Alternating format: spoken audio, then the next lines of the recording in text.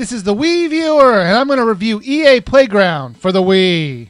Not since Game Party have I found a fun, fully motion-controlled game that's as easy to pick up and play as Wii Sports. Until now. I'm not saying EA Playground is the best Wii game out there, but just like Wii Sports, it's a lot of fun to play alone or with friends. You start off by choosing one of the kids. In this circumstance, I don't mind they didn't include the Miis in this game. It would have looked a little weird with an adult walking around challenging a bunch of kids at Dodgeball. You play as a kid who comes to a playground and finds out the other kids have taken it over and littered it with games to play. In order to survive, you have to beat the lesser players to take on the better ones. If you don't have the skills to do it, you can buy stickers to give yourself an advantage. That's what the whole game revolves around. Stickers and how you collect them. You can either buy them with marbles or win them in the 7 games in the collection.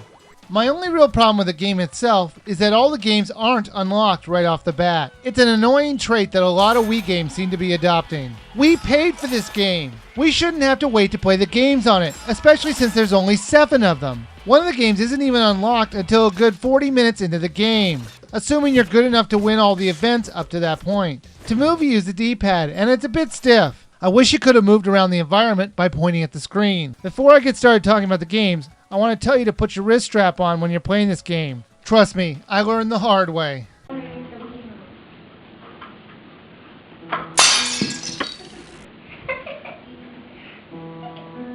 Now, since there's really only 7 different games to play, I'm going to go over each of them from best to worst.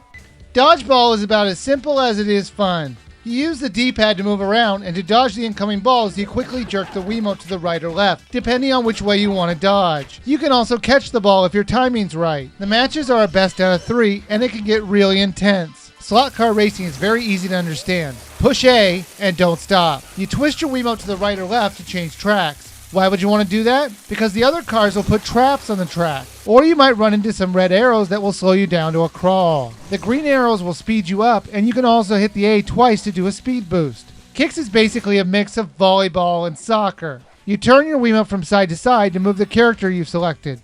Then either you block or kick the balls that are coming at you. You can pass it to each other to confuse the other team. Or you can set up a super attack, which is very hard for the other team to stop.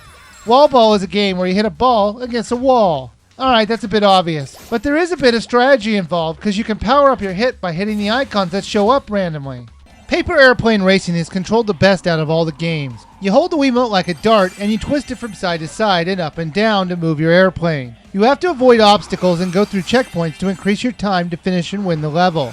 Tetherball is played just like you did in school. A ball is attached to a rope and you have to get it to wrap around a pole before the other opponent does. You hit it back and forth hoping the other player misses your hit. You can hit it high or low. So there is a bit of strategy to it. Last, there's Dart Shootout. While I may think it's the least fun of all the games, it's not unfun to play. It's just something I don't enjoy. It's an on-the-rails shooter, and you have to hit targets and other players.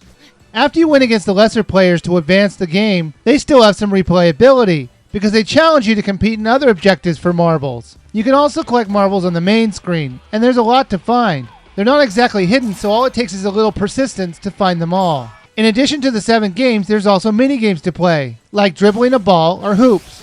Not only is there a great single-player game, there's also a fantastic multiplayer one. You can play any of the 7 main games against 4 other players. They even let you choose your own rules in the match. EA Playground was really fun to play, and the controls were almost perfect. It's really encouraging to see a developer look at the simplicity of Wii Sports and run with it to make a great game. Buy it now.